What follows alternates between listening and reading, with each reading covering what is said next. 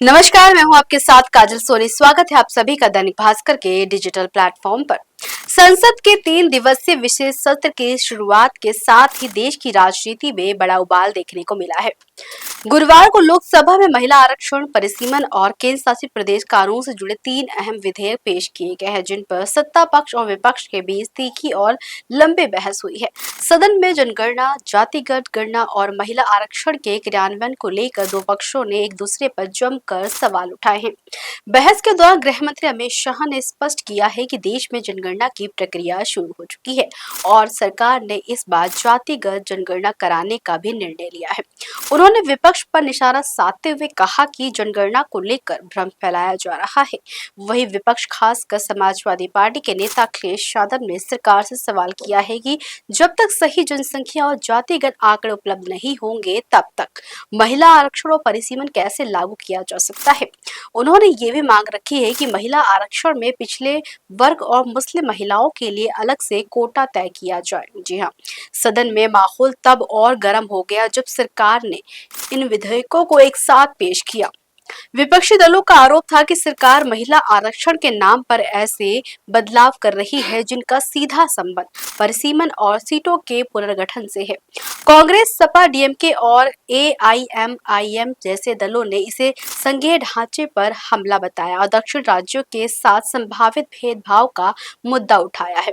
वही सरकार ने इसे लोकतांत्रिक व्यवस्था में महिलाओं की भागीदारी बढ़ाने वाला ऐतिहासिक कदम बताया है। सरकार के प्रस्ताव के अनुसार लोकसभा सीटों की संख्या 543 से बढ़ाकर अधिकतम 850 तक की जा सकती है। इसके साथ ही राज्यों में 815 और केंद्र शासित प्रदेशों में 35 सीटें निर्धारित करने का प्रस्ताव है। इनमें से लगभग 273 सीटें महिलाओं के लिए आरक्षित करने की योजना है, जिसे परिसीमन की प्रक्रिया पूरी होने के बाद लागू किया जाएगा। यह आरक्षण 15 वर्षों के लिए लागू रहने का प्रस्ताव है, जिसमें हर चुनाव में आरक्षित सीटों का रोटेशन भी किया जाएगा ताकि अलग अलग क्षेत्रों में महिलाओं का प्रतिनिधित्व सुरक्षित हो सके। लोकसभा में इन विधेयकों को चर्चा के लिए पेश करने पर वोटिंग भी कराई गई, जिसमें पक्ष में 251, विरोध में 185 वोट पड़े। इसके बाद सदन ने आगे चर्चा की अनुमति दी। इस दौरान बीजेपी सांसदों ने इस महिला सशक्तिकरण की दिशा में ऐतिहासिक कदम बताया है, जबकि विपक्ष ने इसे राजनीतिक मंशा से प्रेरित बताया है। सदन में कई बार हंगामा और आरोप प्रत्यारोप की स्थिति भी देखने को मिली है। विवाद सिर्फ राजनीतिक नहीं रहा है, बल्कि संघीय ढांचे और क्षेत्रीय संतुलन को लेकर भी गंभीर सवाल उठाए गए हैं।